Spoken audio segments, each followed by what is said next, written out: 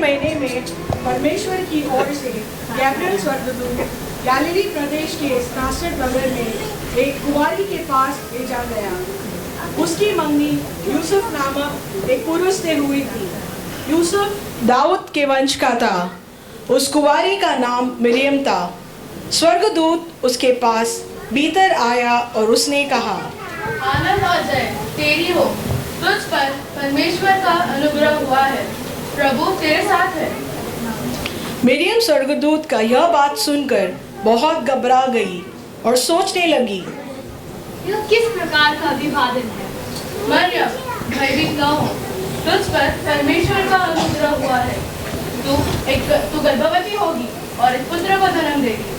तू उसका नाम यीशु रखना। वह महान होगा और परम प्रधान परमेश्वर का पुत्र कहलाएगा। ये कैसे होगा? मैं तो कुंवारी हूँ। देख, पवित्र आत्मा तुझ पर उतरेगा और परम प्रधान परमेश्वर की सामर्थ तुझ पर छाया करेगी। इसलिए वह जो तुझसे उत्पन्न होगा परमेश्वर का पुत्र कहलाएगा। देख, तेरे रिश्तेदार एलिजाबेथ को भी बुढ़ापे में पुत्र होने वाला है, क्योंकि परमेश्वर के लिए कुछ भी असंभव नहीं है। उन्हीं दिनों में मिरियम तैयार हुई और शीघ्र ही पहाड़ी क्षेत्र के योदा प्रदेश के एक नगर को गई। वो जकराय के घर को गई। उसने एलिशबा को नमस्कार किया। जब एलिशबा ने मिरियम का नमस्कार सुना, तब बच्चा उसके पेट में उछला और एलिशबा पवित्र आत्मा से परिपूर्ण हो गई। तू स्त्रियों में धन्य है और तेरे पेट का फल धन्य है। यह अनुग्रह मुझे कहाँ से हुआ कि प्रभु की माता मेरे पास आई। देख, जो ही तेरे नमस्कार का शब्द मेरे कानों में पड़ा, तो ही बच्चा मेरे पेट में आनंद से उछल पड़ा। धन्य है वे जिसने विश्वास किया है कि जो बातें प्रभु की ओर से हुई है वो पूरी हो।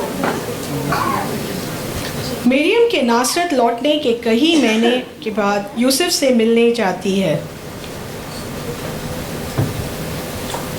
यूसुफ, तुम्हें पता है कि कल परमेश्वर का एक दूत मेरे स्वप्न में आया और कहा, मैं परमेश्वर पुत्र को जन्म दूंगी। क्या तुम खुश रही हो इस बात से? नहीं, मैं ठीक हूँ।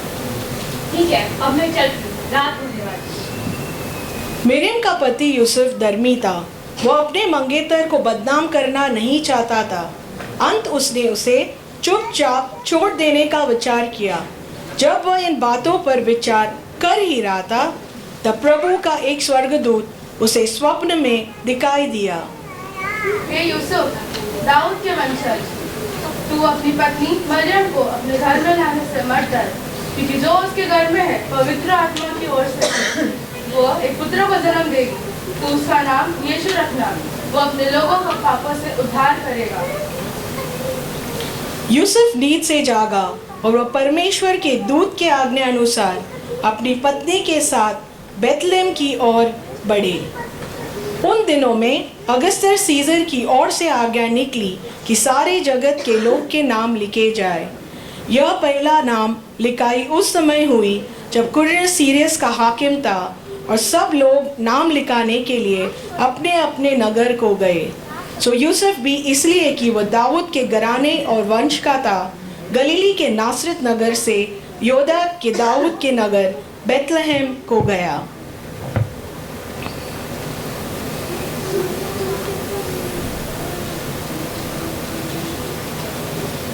क्या यहाँ कोई जगह है? नहीं, आप आगे जा सकते हो। क्या यहाँ कोई जगह है? नहीं, आप आगे जा सकते हो। क्या यहाँ कोई जगह है? अगर आप चाहो तो एक चरनी है, आप वहाँ जा सकते हो। क्या ये चलेगा?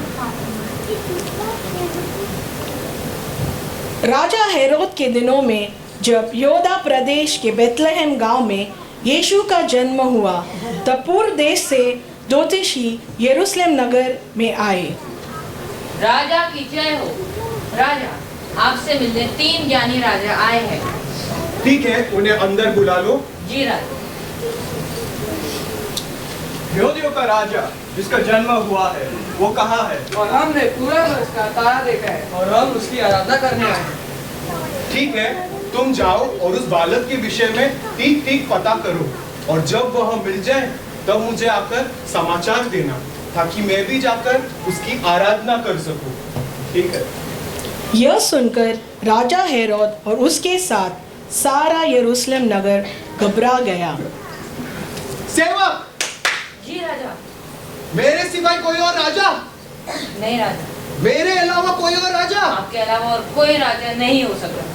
मैं ही राजा हूँ। जी राजा। मैं ही राजा हूँ। जी लॉर्ड राजा। जी राजा। जाओ ढूंढो बच्चा। उस इलाके में अनेक चरवाहे वे रात के समय मैदान में रहकर अपने झुंड की रखवाली कर रहे थे। अचानक प्रभु का एक दूत उनके पास आकर खड़ा हो गया और प्रभु का तेज चरवाह के चारों ओर चमका। वे बहुत डर गए। मत डरो, मैं तुम्हें आनंद का सुसमाचार सुना रहा हूँ। ये सब लोगों के लिए होगा। आज दाऊद के नगर में तुम्हारे लिए एक उद्धारकर्ता ने जन्म लिया है। वही है प्रभु मसीह। इसका तुम्हारे लिए यह चिन्ह होगा कि तुम एक बालक को कपड़े में लिपटा हुआ और चरनी में लेटा हुआ पाओगे। आओ हम बेथलेहम चलें।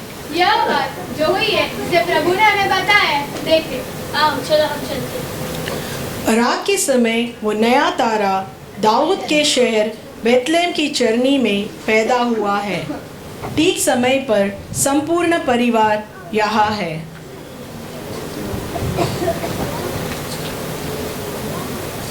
Angels we have heard on high, sweetly singing o'er the plains, and the mountains in reply, echoing their joyous strain. Shepherds, why this jubilee?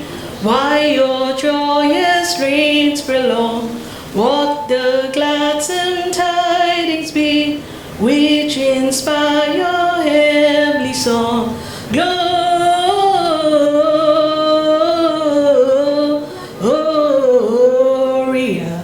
in excelsis Deo. We three kings of Oriental, bearing gifts we travel so far, fields and fountain, moor and mountain, following yonder star. Oh, star of wonder, star of night, star with royal beauty bright, westward leading, still proceeding, guide us to thy perfect light. Silent night, holy night, all is calm, all is bright, round your virgin mother and child. Holy infant, so tender and mild, sleep in heavenly peace, sleep in heavenly peace. We wish you a Merry Christmas. We wish you a Merry Christmas.